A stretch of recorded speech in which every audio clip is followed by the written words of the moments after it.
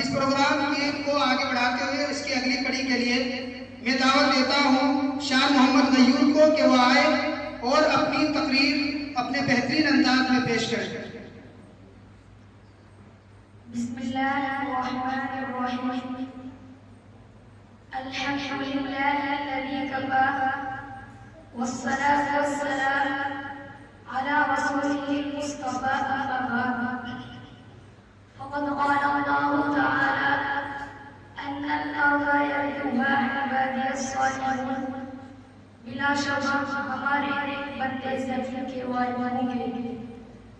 جب سر میں ہماری طاقت تھی، سرسبز شجر امید کا تھا، جب سرسبز سیاہ چلنے لگی، اس پیڑ نے ڈنڈا چھوڑ دیا۔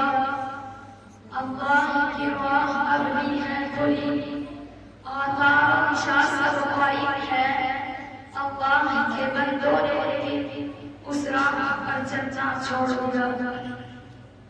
ذرا آپ اس زمانے کا تصور کریں جب یکم وطن تھا، ایک 40 سالہ انسان نے اسلام کی آواز بلند کی اور صرف 23 سال میں وہ آواز اتنی دور پہنچ گئی کہ تاریخ اس کی کتاب لینے سے قاصر ہے، اور ابھی ایک صدی بھی نہ گزری تھی کہ ایک انقلاب رونما ہو گیا۔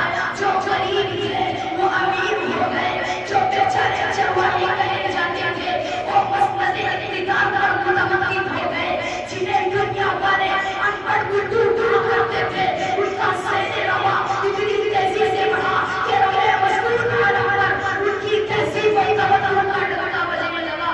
جو تعلیم کی تہذیب کے پچھلی صفوں میں تھے وہ امام بن گئے، انہوں نے ثابت کر دیا کہ قرآن کا یہ اعلان اپنی جگہ درست تھا۔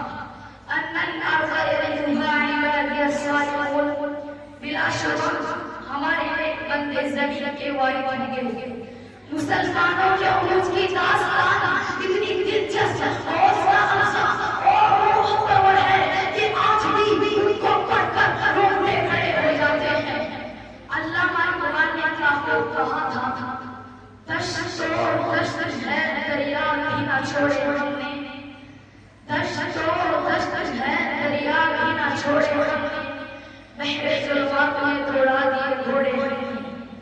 ایک وقت تھا جب مسلمانوں کی شان و شوکت اور غیرت کا ڈنڈا بج رہا تھا، جہاں کے آدارے ان کے عروج کی داستانیں بس زبان تھی، وہ نیک تھے، راست تھے، صاحب صلاحیت تھے، موجود تھے، محقق تھے، علم دوست تھے، اور سب سے بڑی بات یہ تھی کہ ان کے دلوں میں خدا اور رسول سے اتنی محبت تھی کہ جن دن وہ اپنے مال و دولت اور اہل و عیال سے بھی نہیں کرتے تھے۔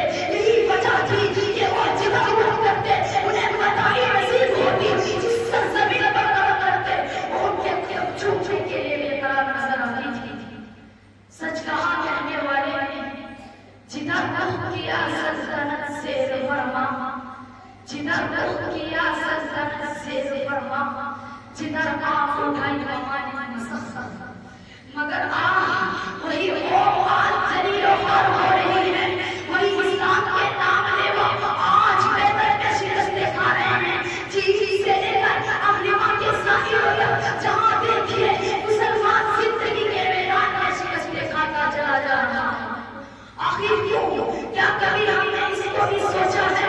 سوچیے اور سمجھیے، ظاہر ہے کہ جن صفات نے ہمیں ترقی کے مناظر دیکھ کرائے تھے، جن خوبیوں نے ہمیں بالا عروج پر پہنچایا تھا، وہی خوبیاں اگر ہم پھر سے بیدار کر لیں تو یقین رکھیں کہ ہم سب سے کامیاب ہوں گے۔